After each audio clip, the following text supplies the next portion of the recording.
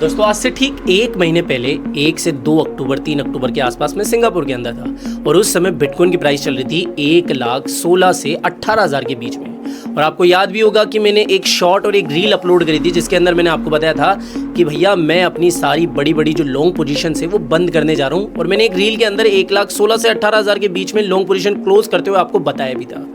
अब अगर आप देखोगे तो भाई साहब एक महीने के अंदर बिटकॉइन लगभग $26,000 टूट चुका है, यानी कि अपने रीसेंट टॉप से बिटकॉइन लगभग अब $1,00,000 के नीचे हमें देखने को मिल रहा है। अभी जब मैं इस वीडियो को रिकॉर्ड कर रहा हूँ बिटकॉइन की प्राइस लमसम 1,00,000 या 1,00,000 1,000 2,000 के लमसम चल रही है।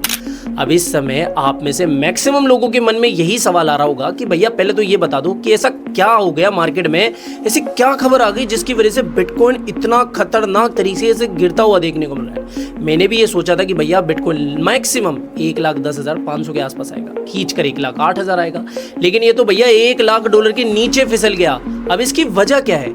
इस समय मार्केट में आपको ट्विटर हो, यूट्यूब हो, सब जगह पर अलग अलग खबरें देखने को मिल रही होगी। कुछ लोग बता रहे हैं कि भैया ये बाइनेंस की वजह से, कुछ लोग बोल रहे हैं कि भैया ये तो इस न्यूज़ की वजह से। लेकिन मेरा जितना एक्सपीरियंस है, मेरी जितनी रिसर्च है, इस समय बिटकॉइन के गिरने का जो रीज़न है वो है यूएस का शटडाउन। आपको याद हो एक महीने पहले ही यूएस का शटडाउन स्टार्ट हुआ था और मैंने ये भी कहा था कि भैया ये जो यूएस का शटडाउन है वो एक महीने चलने वाला है और इस समय बिटकॉइन के अंदर कहीं ना कहीं हमें कमजोरी भी देखने को मिल सकती है।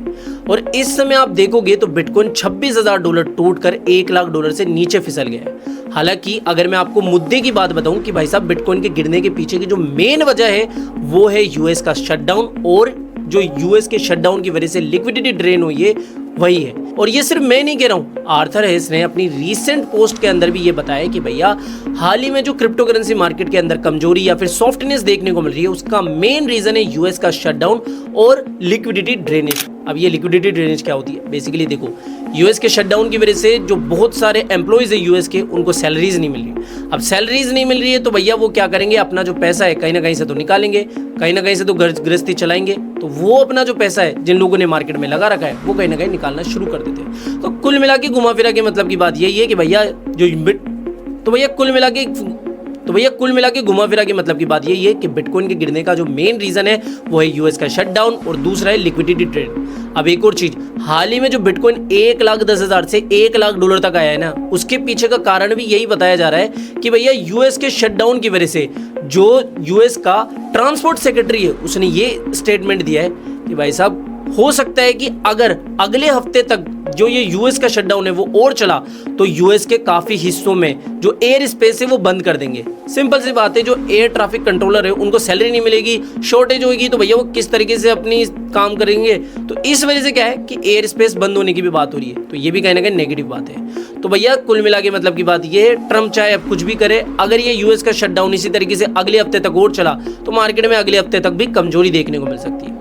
एक सवाल का जवाब तो आपको मिल गया कि मार्केट में कमजोरी या फिर गिरावट क्यों देखने को मिली। अब दूसरा सबसे इंपॉर्टेंट सवाल कि भाई ये बिटकॉइन बढ़ेगा भी या नहीं बढ़ेगा, या फिर बियर मार्केट की शुरुआत हो चुकी है। सिंपल सी बात है, बियर मार्केट की शुरुआत ऐसे नहीं होती। इस समय अगर आप टेक्निकली देखोगे तो बिटकॉइन एक काफी मजबूत सपोर्ट के ऊपर आ गया है $1,00,000 का, और एक ब्रॉडनिंग वेज भी अभी बनता हुआ देखने को मिल रहा है। तो मेरे भाई एक तो ये कि बिटकॉइन अभी भी $1,00,000 के ऊपर की डेली क्लोजिंग दिया है, दूसरी चीज कि आज पूर्णिमा है यानी कि आज फुल मून है, और तीसरी बात जो मैं ये यूएस के शटडाउन की बात कर रहा हूं ना, वो भी इस हफ्ते तक खत्म होता हुआ देखने को मिल सकता है। हालांकि कोई फिक्स डेट की अनाउंसमेंट नहीं हुई है, लेकिन बहुत सारी रिपोर्ट के अनुसार जो ये यूएस का शटडाउन है वो इसी हफ्ते तक बंद हो जाएगा, यानी कि यूएस शटडाउन की वजह से जो इतनी प्रॉब्लम्स हो रही है वो भी कहीं ना कहीं खत्म होती हुई देखने को मिल सकती है। तो मेरा ऐसा मानना है कि भाई साहब बिटकॉइन अभी एक अच्छे सपोर्ट पर है।